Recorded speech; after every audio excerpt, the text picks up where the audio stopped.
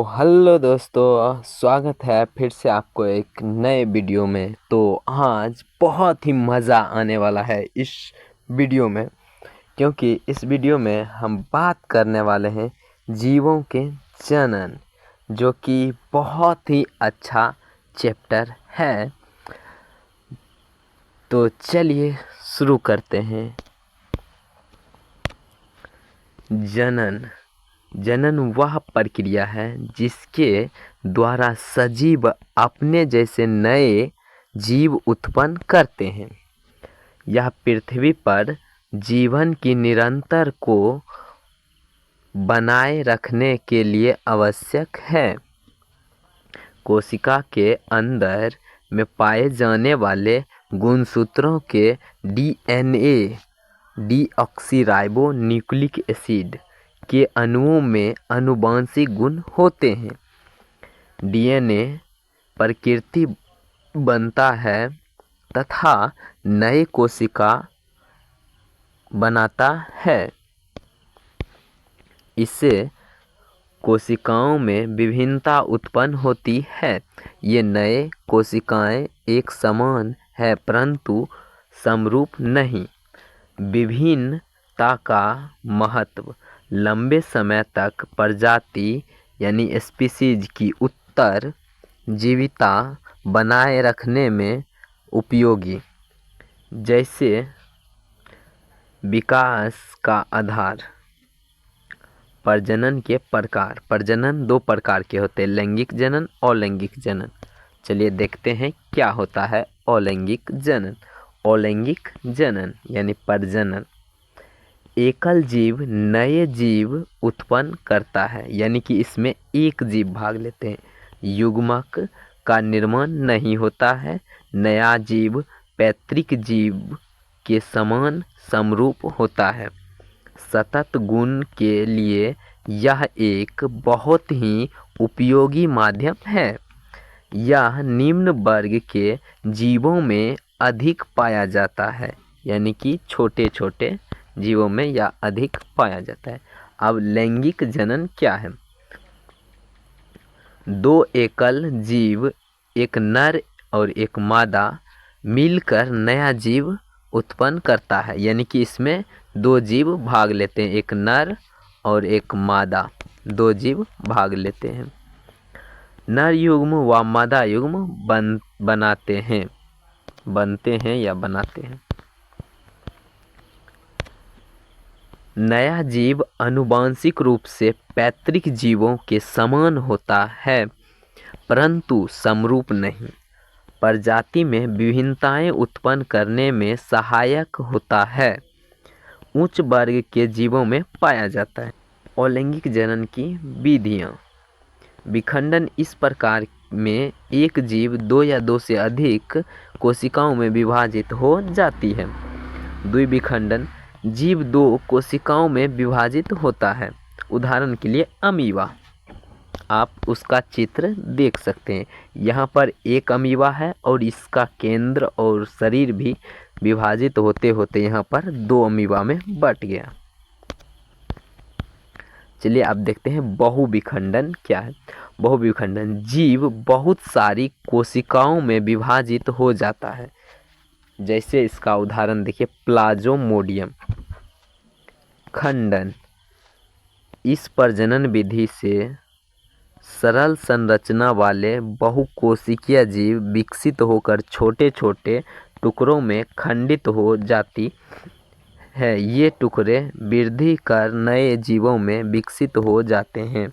उदाहरण के लिए स्पायरोगायरा, आप देख सकते हैं उसका चित्र कुछ इस प्रकार का है। आप देखेंगे अगला है पूर्णोद्भवन यानी कि पूर्ण जनन।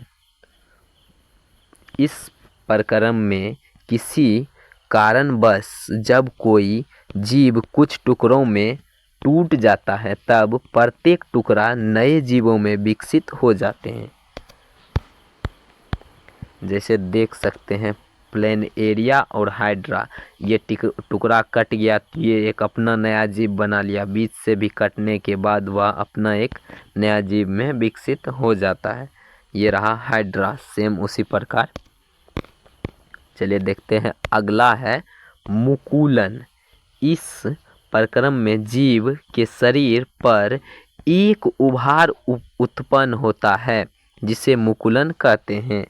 यह मुकुलन पहले नहीं नन्हे फिर पूर्ण जीव में विकसित हो जाते हैं तथा जनक से अलग हो जाते हैं। उदाहरण हाइड्रा, ईस्ट, खामीर।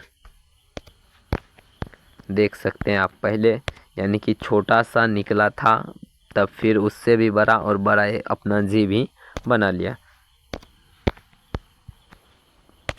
आप देखते हैं बीजाणु समांग। कुछ जीव में तंतुओं के सिरे पर बीजाणुधानी बनता है जिसमें बीजाणु होते हैं। बीजाणु गोल संरचनाएं होती है जो एक मोटी भित्ति से रक्षित होती है। अनुकूल परिस्थिति मिलने पर बीजाणु वृद्धि करने लगता है। देख सकते हैं आप, कुछ इस प्रकार से बीजाणु वृद्धि करता है।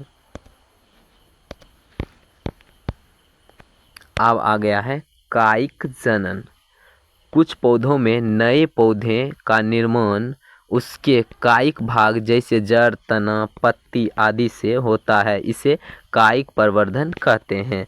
प्राकृतिक विधियाँ: जड़ द्वारा डेहाइला, शकरकंद; तने द्वारा आलू, अदरक; पत्ती द्वारा ब्रायोफाइलम की पत्ती की कोर पर केलिकाएँ होती है जो विकसित होकर नए पौधे में बदल जाती है।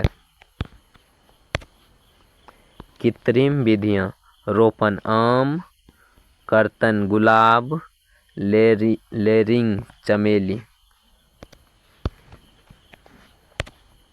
उत्तक संवर्धन: इस विधि में शाखा के सिरे से कोशिकाएं लेकर उन्हें पोषक माध्यम में रखा जाता है। ये कोशिकाएं गुणन कर कोशिकाओं के गुच्छे, जिसे केलस कहते हैं, में परिवर्तन हो जाती है। केलस को हार्मोन माध्यम में रखा जाता है जहां उसमें विभेदन होकर नए पौधे का निर्माण होता है जिसे फिर मिट्टी में रोप कर देते हैं।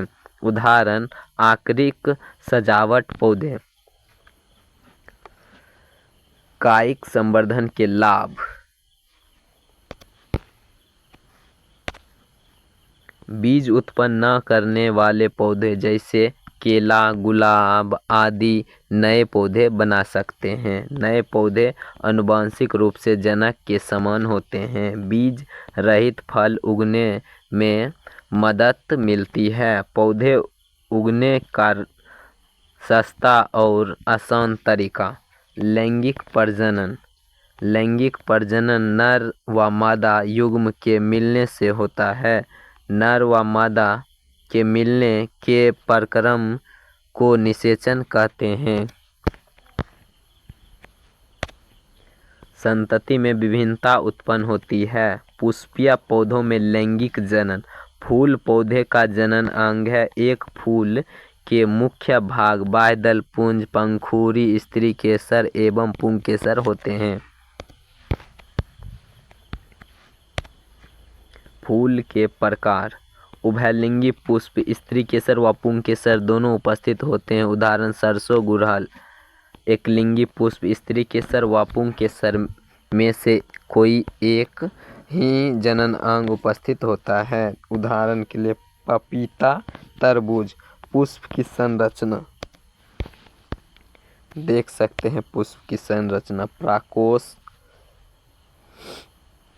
वर्तिकाग्र, अंडाशय, दलपुंज इस प्रकार से है। बीज के निर्माण की प्रक्रिया: प्राकोष में उत्पन्न प्राकन हवा, पानी, जंतु द्वारा उसी फूल के वर्तिकाग्र वर्तिकाग्र या स्वपरागन या दूसरे फूल के वर्तिकाग्र पर परागन पर स्थानांतरित हो जाते हैं। परागन से एक नलिका विकसित होती है जो वर्तिकाग्र से होते हुए बीजांड तक पहुंचती है। अंडाशय के अंदर नर व मादा युग्म का निषेचन होता है तथा युग्मनज निर्माण होता है।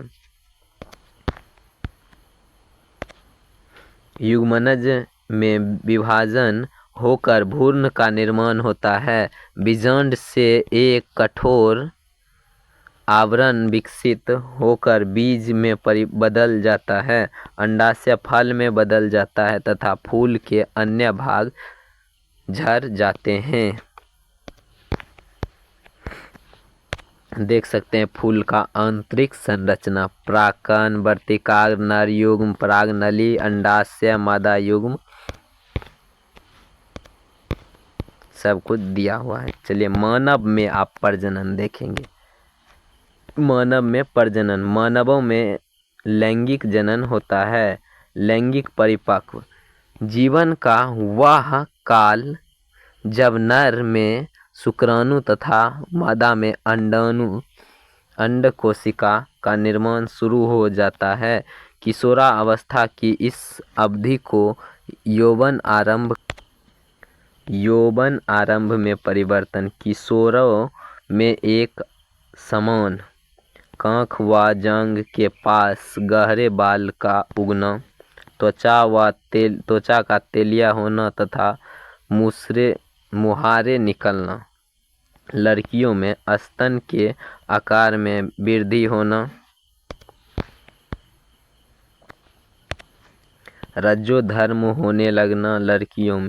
लड़कों में चेहरे पर दाढ़ी मूछ निकलना, आवाज का फटना। ये परिवर्तन संकेत देता है कि लैंगिक परिपक्व हो रही है।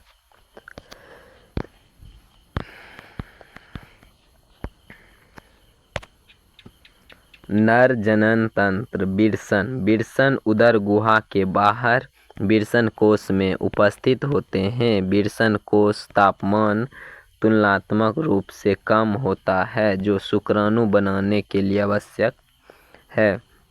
नर युग्म शुक्राणु यहाँ पर बनता है।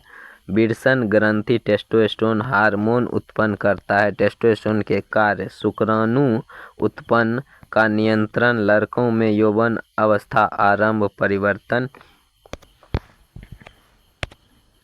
शुक्र वाहिनी ये शुक्राणुओं को विरसन से सीसन तक पहुंचाती है। मूत्र मार्ग, यह मूत्र और वीर्य दोनों के बाहर जाने का मार्ग है। बाहरी आवरण के साथ इसे सीसन कहते हैं। संबंधित ग्रंथियां। शुक्राशय ग्रंथि तथा प्रोजेस्टेरोन ग्रंथियां अपने स्राव शुक्रवाहिनी में डाल देते हैं। इसे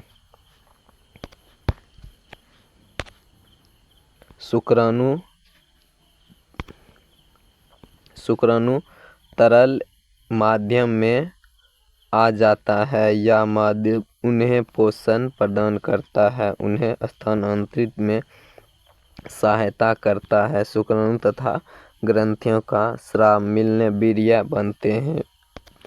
आप यहाँ चित्र देख सकते हैं। मूत्र नली, मूत्राशय, सीसन, मूत्र मार्ग, विरसन कोश, ये सब है। आज के लिए इतना ही, मिलते हैं अगले वीडियो में।